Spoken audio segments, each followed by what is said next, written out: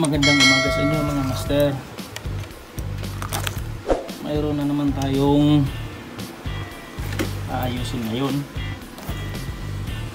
ay isang electric fan.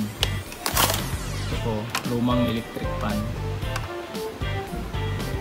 Ang problema po nito, sabi ng customer, bigla po daw nag-shutdown o patay, hindi umandar. So hindi natin ma-determine agad kung fuse stuck up or may problema sa kanyang bushing. So unang-una, ang gagawin natin, check natin ang main cord nya.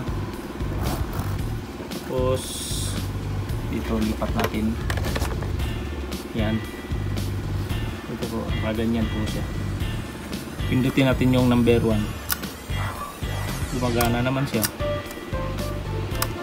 Parang may problema yata sa switch, pero number 2 okay naman. Number 3, pero number 2 naka-steady siya. May problema din yung switch nito. Mamaya titingnan natin kung anong dahilan bakit ayaw. Pero pag number 2 okay naman. So ganyanin lang muna natin, naka-steady siya sa number 2. Makita nyo ba? Kita ba? Yan, steady natin siya sa number 2. So gumagalaw po ang ating tester. Yun nga lang, hindi daw umandar, namamatay bigla. Saksak natin, naka-steady na po yung selector sa number 2. Ayaw. Parang stuck up yata, hindi gumana. Pero naka-steady na siya sa number 2. Hindi naman natin ginalaw. Tanggalin natin, i-check natin ulit para malaman. Bunutin natin sa saksakan. Check natin yung number 2, hindi naman siya ginalaw. Yung switch nito, titingnan natin kung may resistance siya. Mayroon po. Either dalawa po ito. Ngayon ang possible cause na problema nito, either capacitor or stuck up. Kailangan linisan yung pinaka shafting nya. So ngayon papakita natin kung paano to tatanggalin. I-check natin sa loob pati itong switch. So okay, try na lang muna natin.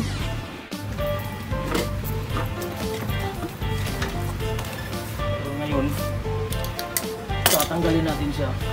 Nandito yung pinaka mga bolt na. Dito natin siya tatanggalin. So yan na po, tanggal na natin. Ngayon iikutin natin to kung okay naman siya. Andarin natin ulit.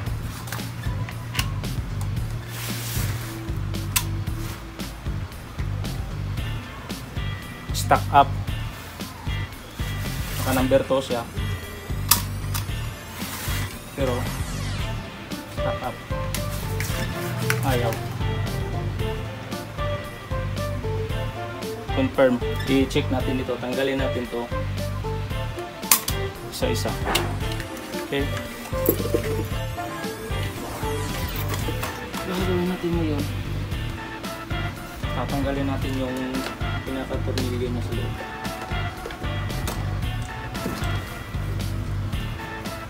Ang tigas nito, ayaw matanggal. Kinakalawang, kumakapit na yung pinaka-propeller. Dito ko na lang sa dito. Lapit natin para makita.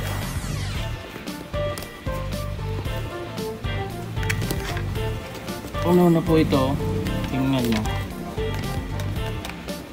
wala naman siyang play, yun lang, hindi umaandar.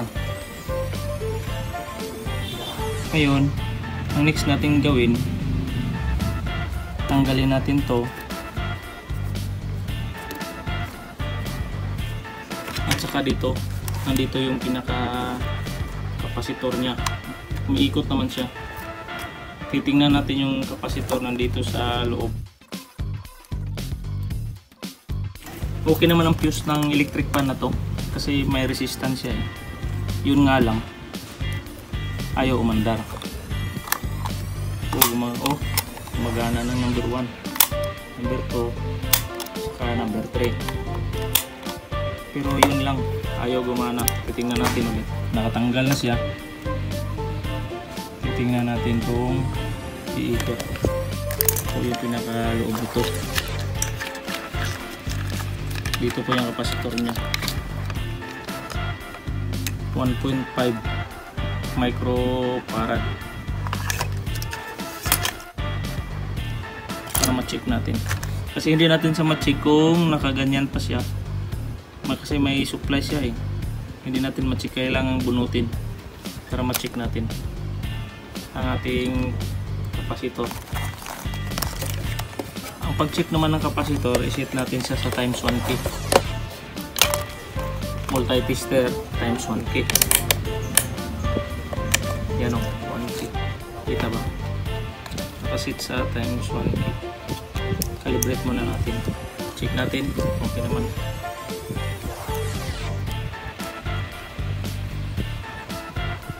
Kung gumana pa to, baka wala na. Okay pa, mayroon pang supply ah.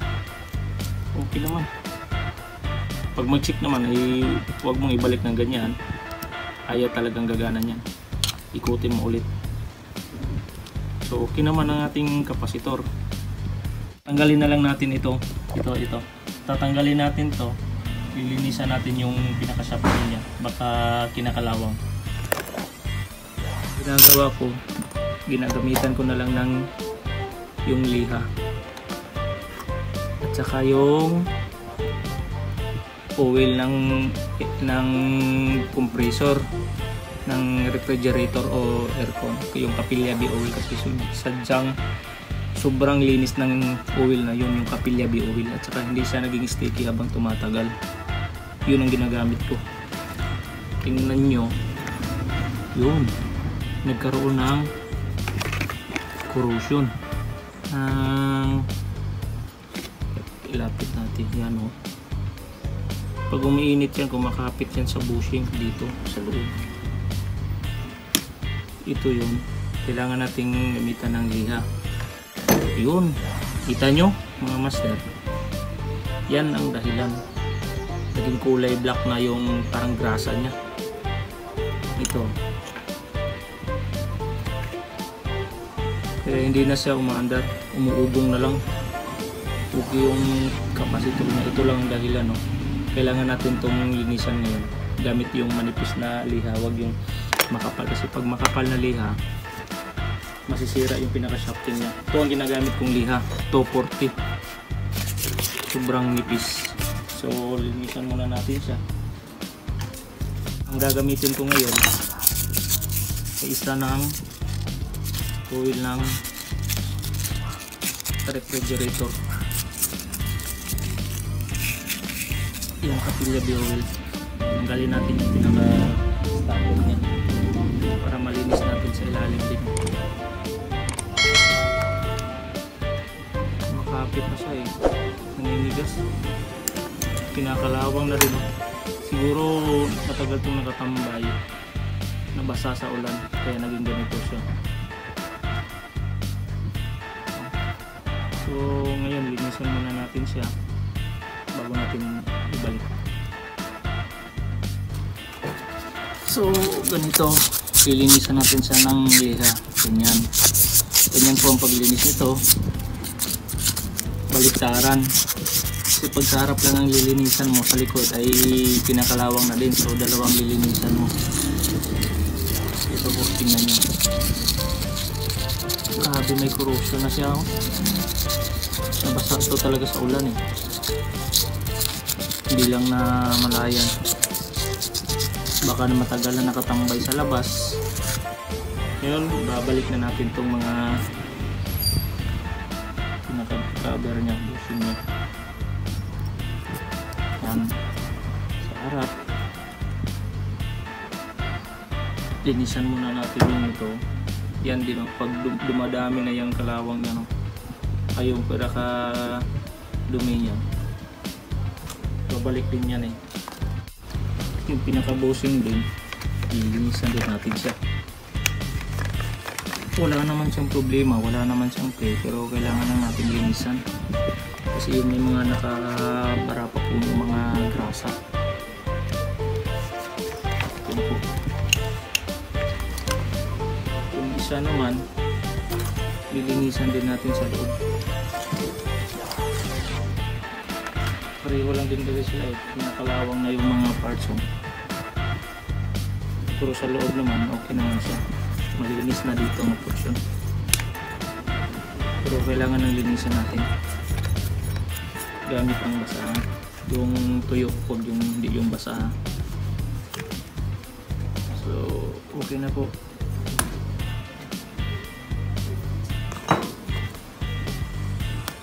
Lalagyan din natin ng oil.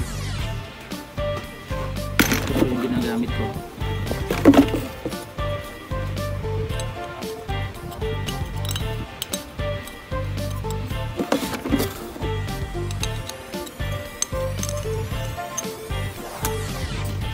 Ito yung isang portion.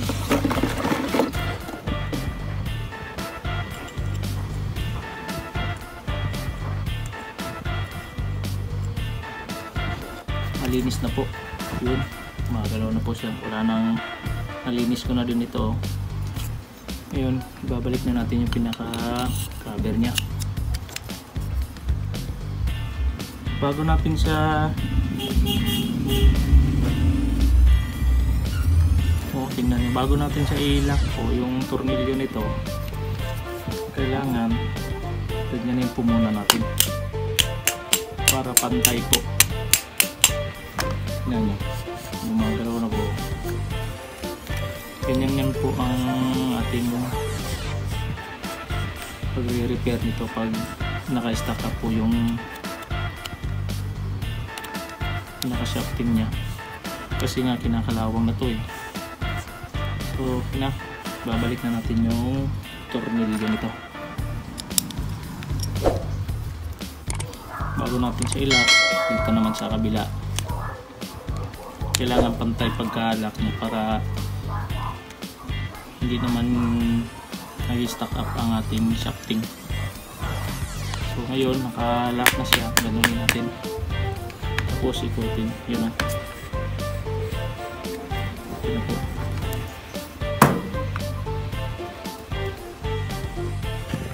Try na natin siyang paandarin, mamaya na natin balik yung pinaka-cover niya, baka ayaw pang gumana. So ibalik na natin ngayon ang capacitor. Okay naman yung capacitor nya. Babalik muna natin. Lalagyan natin siya ng tape. Mamaya papalitan ko na lang to ng electrical tape. Temporary lang muna to, pansamantala lang muna to mga master, for safety purposes lang din, para hindi tayo makuryente. Delikado na, makuryente tayo, alam nyo nang mangyayari. Safety lang muna gagawin natin.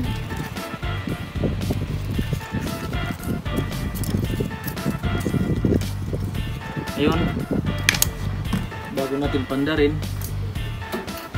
check muna natin yung resistance ng ating electric fan. Sana yung switch. Tignan muna natin, ang daming nakaharap. Ito.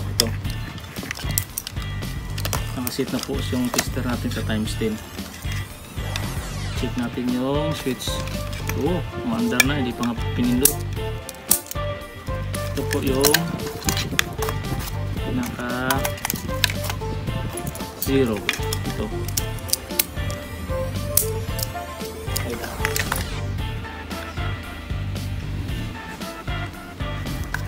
Check natin. 1, 2, 3. Okay po. Ayun, naibalik na natin siya para safety lang din. Baka delikado yung makuryente. Ganito po. babalik na din natin yung mga tornilyo nito mga master, then saka natin papaanda rin. Yun naman, kahit nakaganyan lang yung pwesto ng electric fan, pwede din yung paanda rin. Naka-off sign pa siya. Try natin number 1 kung gagana siya. Yun oh, umandar na po ang electric fan.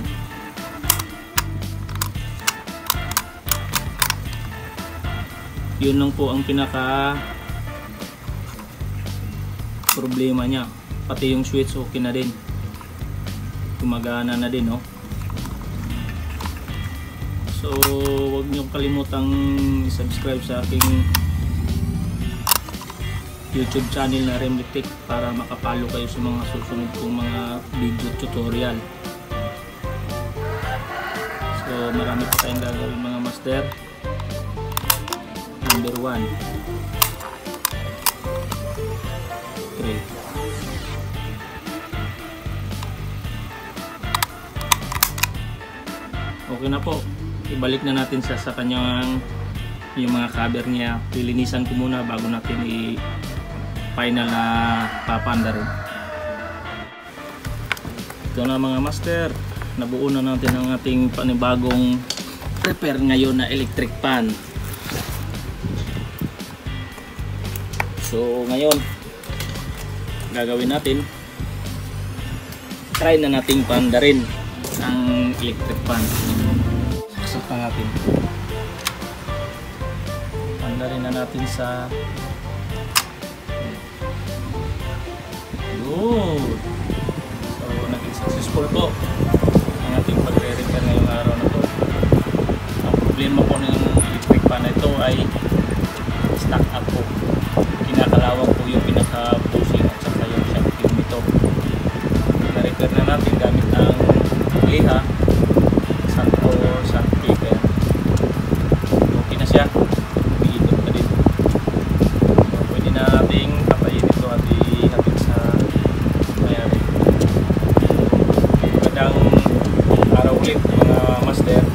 Huwag niyo pong kalimutan i-subscribe at follow ang aking YouTube channel na Remlitech. So hanggang sa susunod nating pagkikita, maraming salamat sa inyo.